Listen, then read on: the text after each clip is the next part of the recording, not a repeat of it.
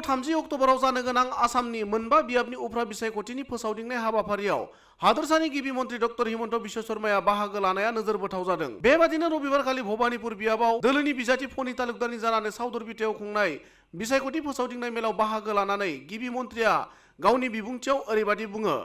जे बिटिएडित अशान्ति चलि আছিল केতিয়াबा बড়ো অনাবড়ো কেতিয়াবা এনডিএফবি কেতিয়াবা কিবা কিবি এইবিলাক চলি আছিল কিন্তু যোৱা 6 মাহত আমি বিটিএডি অঞ্চলত শান্তিৰ এটা নতুন পৰিৱেশ এটা সৃষ্টি কৰিব পাৰিছো আৰু এতিয়া শান্তি যেতিয়া আহিলে এতিয়া আমি সকলো কাম কৰিব পাৰিম আমাৰ বিটিএডি অঞ্চলত আনকি মাটিৰ পট্টাৰ ৱাৰিছ নামজাৰিৱাদি ইমান দিন হোৱা নাছিল এই গোটেইবিলাক কাম এতিয়া আমি কৰিব পাৰিম কাৰণ কোকৰাঝাৰ দিল্লী দিছপুৰ এতিয়া আমি একেলগে একে চৰকাৰতে আমি আছো শ্ৰদ্ধা ৰাইজ আপোনালোক সকলোৱে এই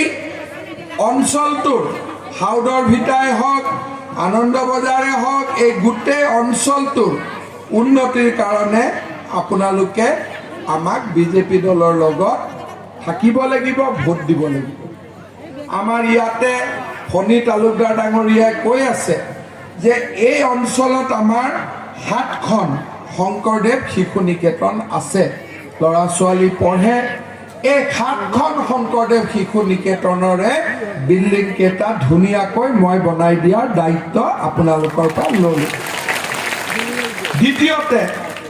আমাৰ হাথিনাপুৰত বড়ো ভাই ভণ্টিসকলৰ কাৰণে দেউতা মাৰ কাৰণে এটা ধুনীয়া বাথৌ মন্দিৰ বনাব লাগে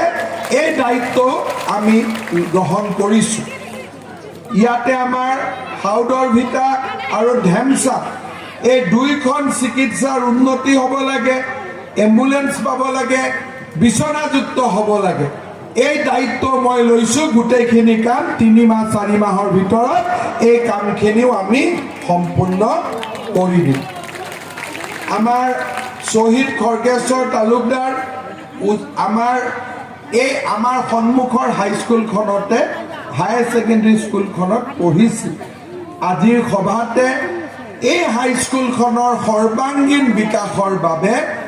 3 কোটি টকা আমাৰ চৰকাৰী আঁচনিৰ জৰিয়তে পোৱাৰ ব্যৱস্থা কৰি দিয়া হ'ব এই কথাও আপোনালোকৰ আগত মই ঘোষণা কৰি থৈ দিছোঁ ধুনীয়া হাইস্কুল হ'ব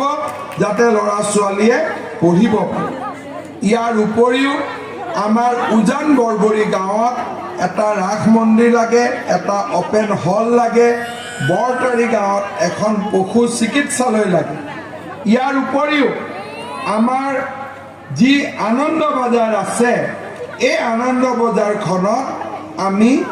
বহুতখিনি উন্নতি কৰিব লাগে মই আপোনালোকক কথা দিছোঁ